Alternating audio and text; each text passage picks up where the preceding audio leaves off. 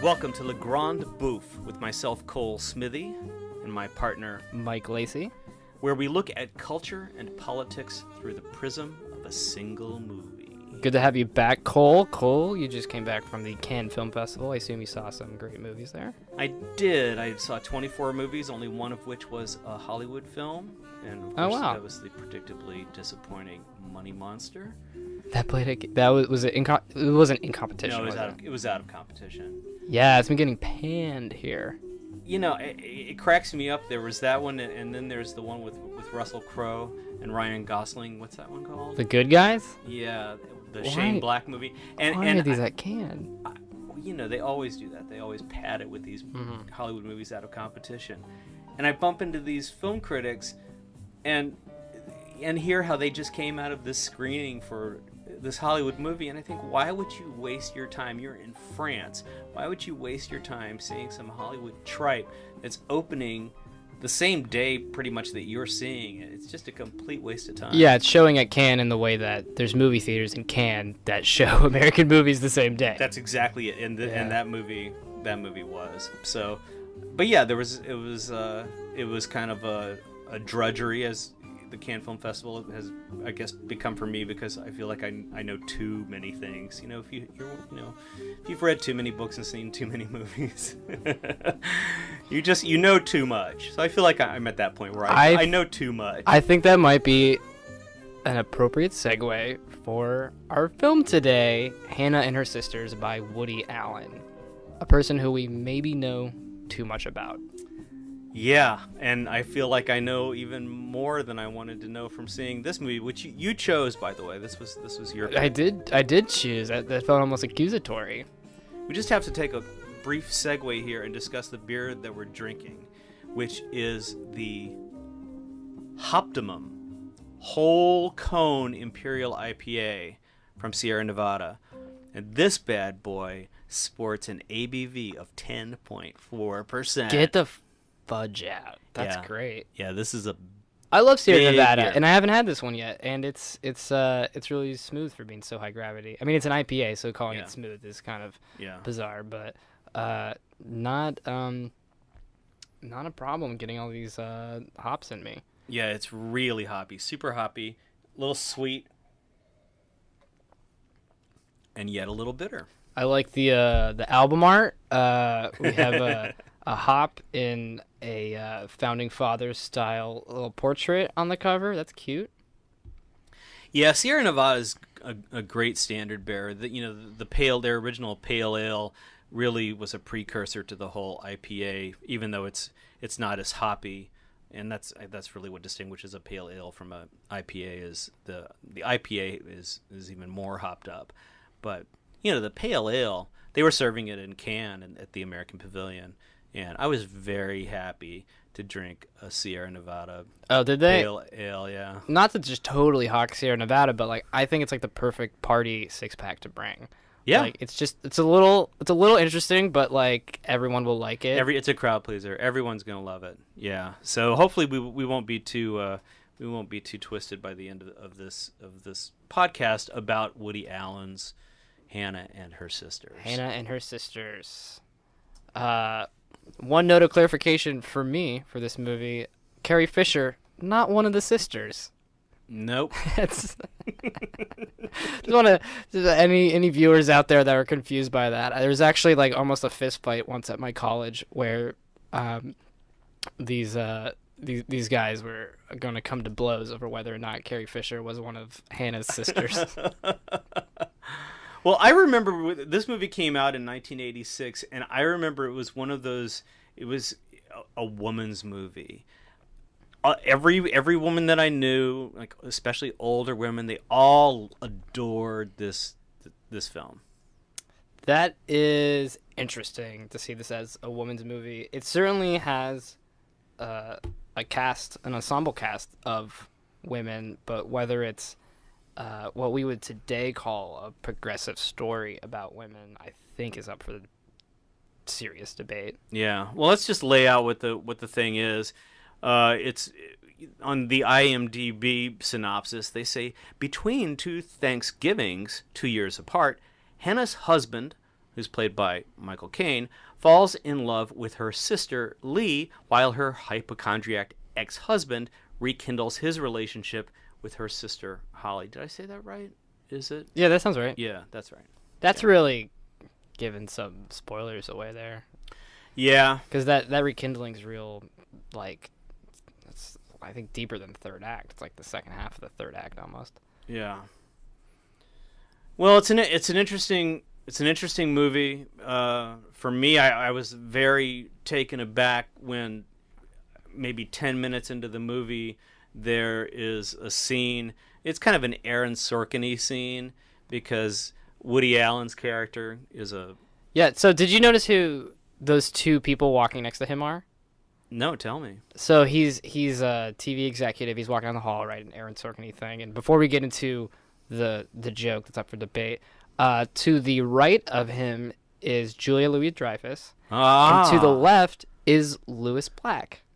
Whoa, I did not catch that. Yeah, I knew about the Julia Louis-Dreyfus thing because she mentions it on her recent Mark Maron interview, and she said it was one of the worst experiences of her life, and he was extremely like rude with her, and this is one of her first big movie roles, and he was just like...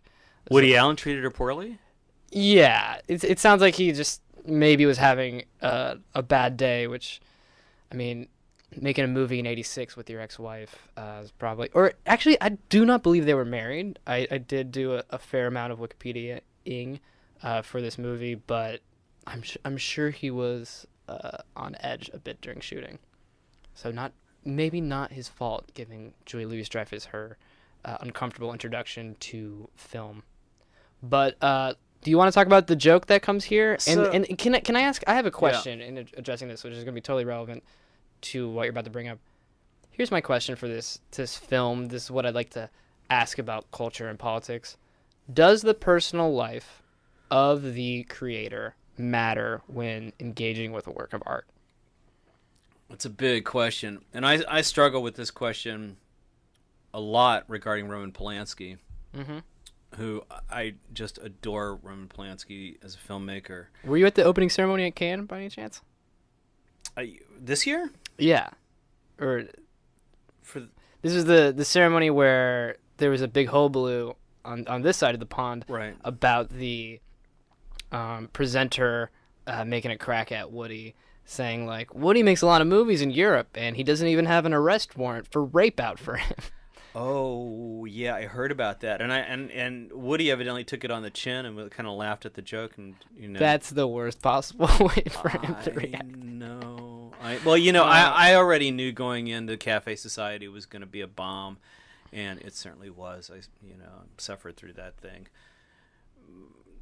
I will say that even though Woody Allen does seem to make the same movie over and over again, and not to put too fine a point on it, but something that a lot of Woody Allen's fans seem to miss is that there is a through line in all of his movies. They are pretty much without exclusion about a much older man with a much younger woman. Yeah, and it's hard to watch this movie, and like, let's get to that joke that we're talking about in this TV executive scene, without thinking about his real life history with much younger women. Good. And ones that he's, if not biologically, if not legally related to, has a very close relationship to, much like Michael Caine and his sister-in-law. But the joke is, there's a TV executive that goes, Mickey, this joke is not going to work out. And he's like, what's the problem, And the executive says, well, pedophilia is... Well, what he says is, he says child molestation is a touchy subject, and the affiliates ... And Mickey cuts in, and he says, have you read a newspaper recently? Half of America is doing it. And I think if I don't care who made that movie, I think that line would really jump out at me, because it certainly did in this context. And I was kind of sleepy when I was watching the movie, but boy, would that line jumped out at me, because that's the author of the movie telling you, that's a theme line. That's not a character line. That's not a plot line. That's a theme line. I mean, if the writer is telling you that in his or her opinion that half of the country is doing child molestation, that's sending a weird message. Did you see this movie in '86? That's 4 years before I was born. Full disclosure. Did you? I don't know if I saw it when it came out. I certainly did see it in the late '80s. I remember seeing it. That seems like a joke that even in times where I was alive and cognizant could have flown under the radar.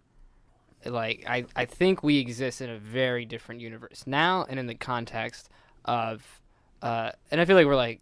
I don't feel like we have to explain the rumors about Woody Allen, but it is what we're talking about. Right. Is accusations from his son, Ronan Farrow, that he molested Dylan Farrow at least on one occasion. When she was 7 years old. 7 years old in '92, which was 6 years after this. And Mia Farrow's actual children are in this movie playing her character's children, so it's well, his first wife was 17. He was 41 and she was 17 when they were going out. His first wife? I remember reading a biography about him. I thought he was married very young to someone who we've never heard of, very much not in the industry. And I remember some story where he went to all his comedy friends and he said, "We've never had sex and the rabbi didn't explain how to do it." And what was a funny line from one of these, writers on, I don't know, what was he on, like You Bet Your Life or something. And they were like, "Oh, Woody, don't worry about it. You're going to have sex. Well, first question, which vagina are you going to use?" So, not to turn this into a biography of Woody Allen, right. But... No, not at all.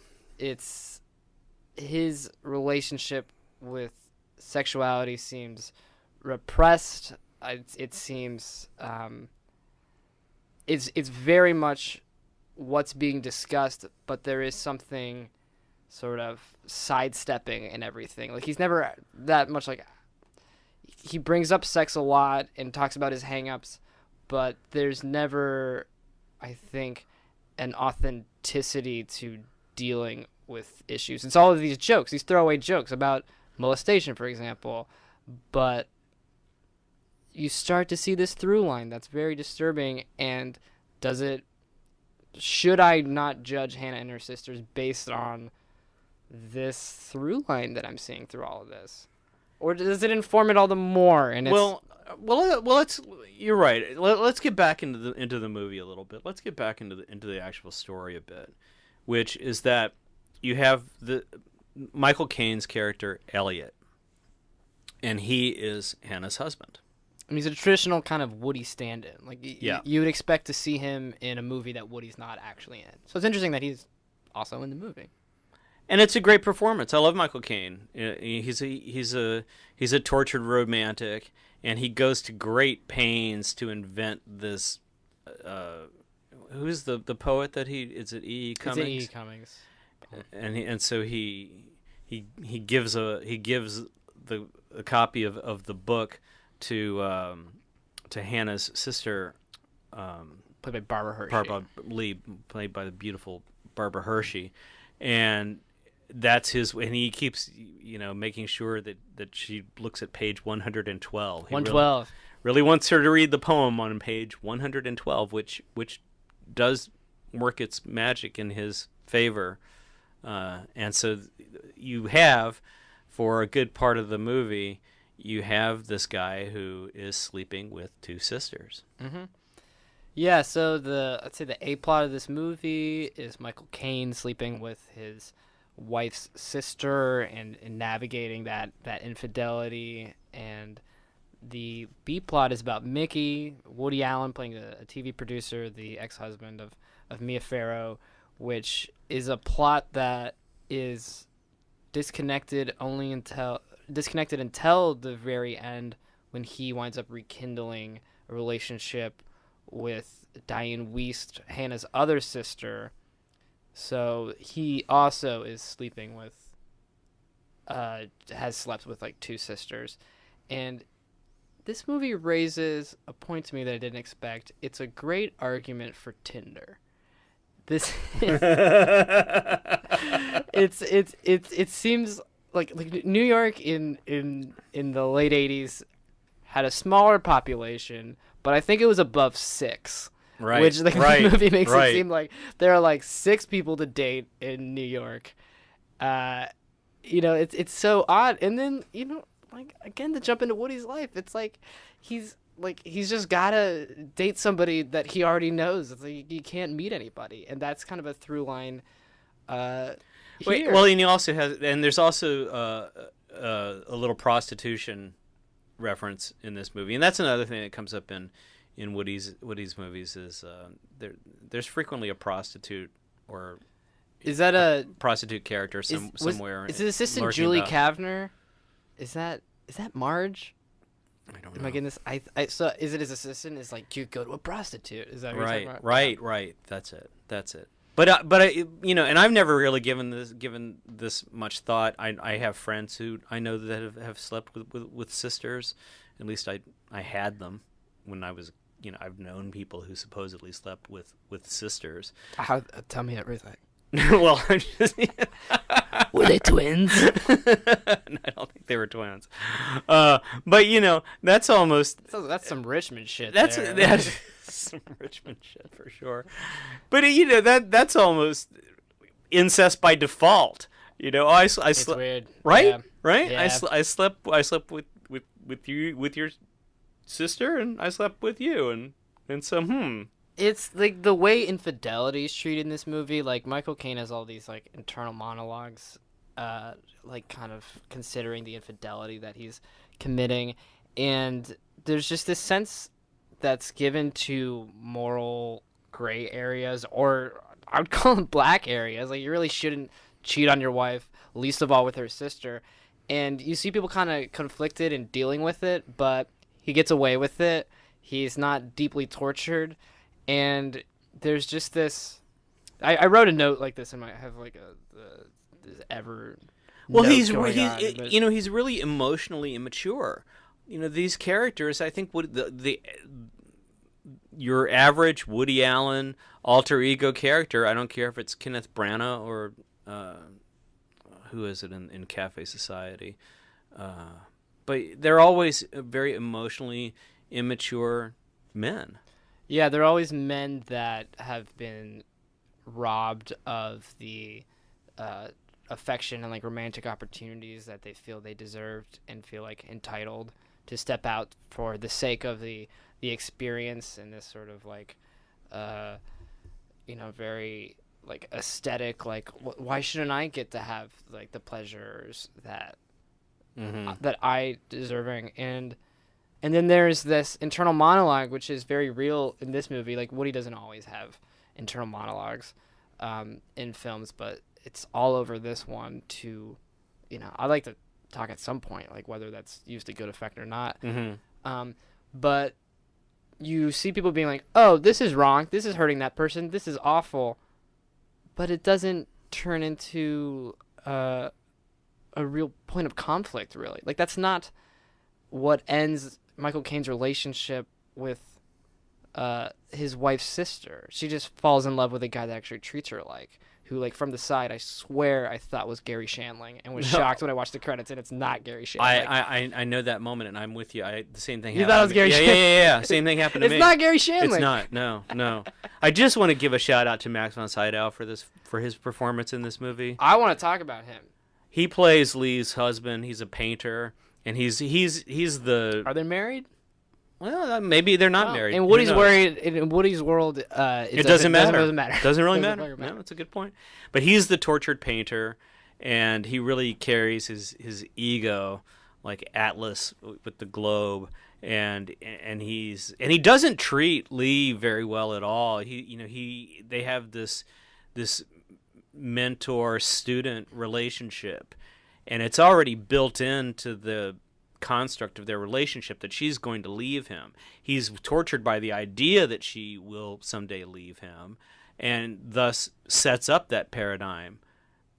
So Max von Sydow, from like what I can gather, is what Woody Allen views as the type of ideal relationship with a woman if you take off all of this nebbish mask of like effeteness, and Max von Sydow is like very straightforward that like his woman is his pupil, that he's her intellectual superior. That's right. And that he's going to teach her, which is also like his foil character Michael Caine's whole thing. Right. He can't have a relationship with Mia Farrow anymore because she has no needs. Like this is the fault of woman in the Woody verse, is to not be needy. But that's the worst thing that you could be. Yeah. And of course we know that's blatantly not true. Mia Farrow's character Hannah is a very needy person, but they're just not being addressed. So what is she supposed to do? It's not like she's going to put her life on hold. She has to live her life. She has to be be an adult. She's a person. So do you feel at the end that she is better at like vocalizing her needs? Like, does she have an arc like that? It seems like the arc in that plot has to do with Michael Caine realizing like what he's got at home like ain't that bad at the end of the day, but he's not in any way punished for having this extramarital affair with her sister. He just has an evolution of perspective, basically, which I think is what is forced on him by Lee, because she won't, she drops him, she dumps him. Yeah, he's like Alan is so focused on creating this hierarchical pedagogical relationship between male and female characters, which makes it so. This is the guts of what makes it so interesting to me, that this in its time was seen as such like a female centric, like empowering movie, because I find it so condescending. I do too. I mean, let's pick a character. Let's pick Lee. Does Lee have an arc which steers her towards higher agency? Actually, like, despite what I was saying, I think she may. Though we have no idea who this faux Gary Shandling is that she winds up with. No. She's at least rejecting two men that want to be her tutor for this person that she seems to actually have a connection with. Yeah, but we don't know anything about that relationship. Like, what that looks like, Woody's not interested in showing us. Right. She's in an abusive relationship with the Max von Sydow character. He does not treat. He's not kind. Well, emotionally, yeah. Well, here's what I see. Like, where's the kindness? Because I find that Woody Allen's characters, it's really hard to find any of them that are kind. I think there's a lot there, and that's why I think Max von Sydow and Michael Caine are the same character. It's just Michael Caine gets the Woody like, oh, sorry, like, oh, like, it's so funny I bumped into you. I would love you to read this poem. Well, he makes a lot. He goes to great degrees to express this romantic idea. It's as if he's a 15-year-old trapped in a 45-year-old's body. He carries around these romantic notions of what intellectual and physical seduction should be. Is there anything to gain from what I'd say is the C plot with Sam Waterston being charming as hell, taking out Diane Wiest, Hannah's sister, and then Hannah's sister's partner in their catering company, Carrie Fisher. There's another pairing there. To speak positively of the movie for a second, there's a lot of pairs, and they're all interesting, like foils set against each other. And Sam Waterston is kind of simultaneously taking Diane Wiest and Carrie Fisher out on dates. And Mm-hmm. again, though, it's a very familiar Well, it's the same thing where structure. he's the teacher. Mm-hmm. He's the architect who knows all the places to show them, all the great Art Deco buildings. And I think this is part of the obfuscation that people fall under when they watch Woody Allen movies, because he's such a New Yorkophile, and he's very sure to include lots of great References to operas and buildings and scenery, New York-centric. And how I know that I like Woody Allen. I don't think Woody Allen is like incredibly like cultured. Is like all those references are the same ones like I would make. You know, Right. like if I was really trying to seem like I was cultured, I would reference like Puccini and Right. and like have shots of these particular buildings around New York, and like I know I'm not very cultured. Right. You know, and what's so odd about Alan is like he's on one direction like screaming like, look how educated and sophisticated in New York I am, and then he'll do all these interviews. He'll say like, I think what people don't know about me is I'm just a beer drinking, sports watching regular guy. I Uh-huh. was like, well, you're definitely not that. Like you're definitely Right. a weirdo, but he consistently to this day, it's important for you to know that like he goes to the Met, you guys. Right. Right. Both of them. Yeah, I think that. Yeah, I think that Robert Crumb is the good version of Woody Allen artist, because I don't know where you're going with this, but I love it. he wears everything on his sleeve. You know, I like women with gigantic butts and really thick thighs, and that's in all of his art. And he's he's that eccentric guy. He doesn't make any apologies or excuses, and he doesn't try to cover it up. He doesn't bring other stuff into it. He's that person. That's his art. That's what fascinates him, and that's his fixation. I like this idea a lot because Crumb also brings somehow like it's okay to bring to Crumb like a critique of him and to be like, this is fetishistic and maybe misogynistic or problematic. Like all these things can exist, and you seem like he's saying like, yeah, I don't know, like this is fucking me. Like Right. like maybe I'm fucked up. My mom was, like she had big thighs and I liked her boots. Woody Allen though, like there's something hypnotic about like that speech pattern, about the proving that he's cultured, that you miss these themes again and again. That he's he educates women. That's his goal. And a woman that is strong and not obviously needy and inferior to him is the sort of villain of the story. And it's so wild to cast your like ex, basically wife, as herself. Cast their children, including adopted children. I don't think like there is an adopted Asian girl, and it's not Sun Yi, but it's basically a stand-in for Sun Yi. It's bizarre. All right, I want to talk briefly about the relationship between the women, because the sisters have their own catty one-upsmanship games that they play, Which is great. which is good. I mean, yeah. I think that's probably the thing that women related to when they saw it. The Diane Weiss character wants to be a singer, and her sisters put her down, and they passively aggressive in a helpful way. Like, Yeah. oh, you were never that great. Like I don't want you to get hurt. Yeah, really passive aggressive. So you get that cattiness. But the other thing that Woody Allen is always accused of, and I think it's hilarious that Spike Lee Woody Allen is one of Spike Lee's favorite directors of all time, because there are very few and far between black characters in any of Woody Allen's films. However, there is one in this one. Oh my god, I'm blanking. And she's the maid. Oh yeah.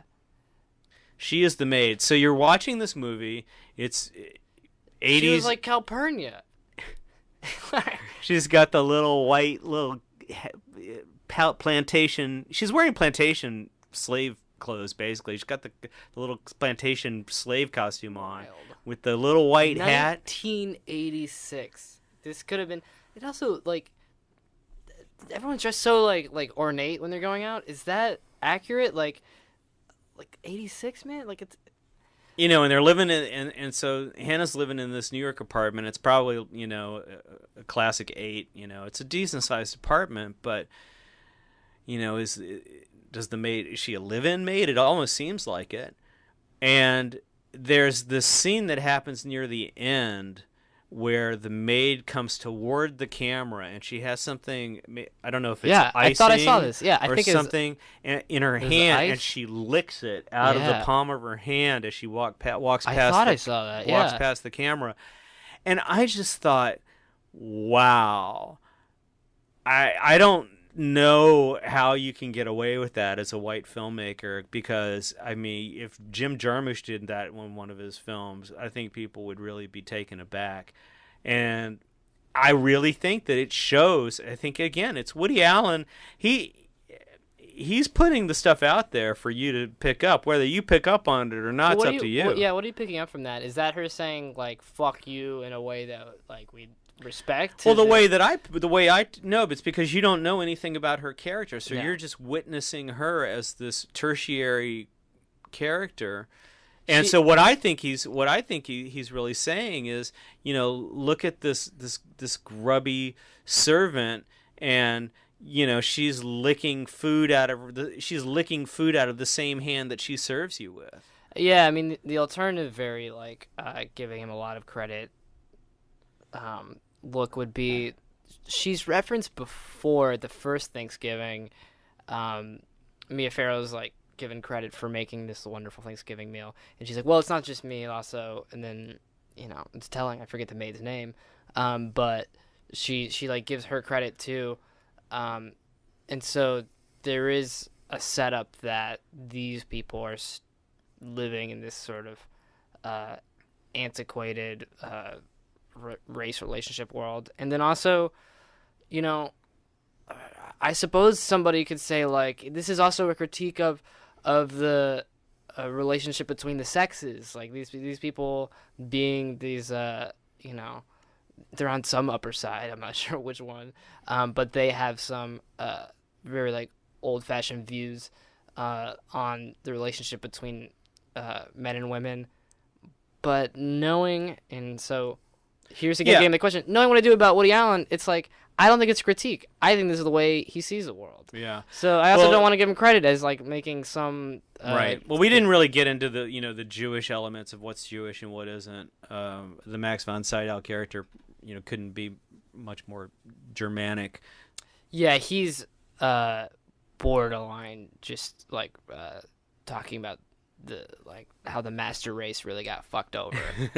You know, it was like another Holocaust documentary that really just well, he's the rival. He's Michael Caine's rival. Not that Michael Caine is anywhere near what we would consider Jewish, but right. But he's like the Woody stand-in in a movie where Woody's like also in it. And again, I just like I don't see a very strong difference. And I think this is the lens that if we progress in society, it's to the effect that Michael Caine's character and Max von Sydow's character look very similar, like, to my eyes. Yeah. They're both tall, very white guys. They're both tall, very white guys. But also, like, the same basic view on a relationship. Right. You know? Sure. They're looking for the same thing, and they just kind of have a, like, mannerism difference.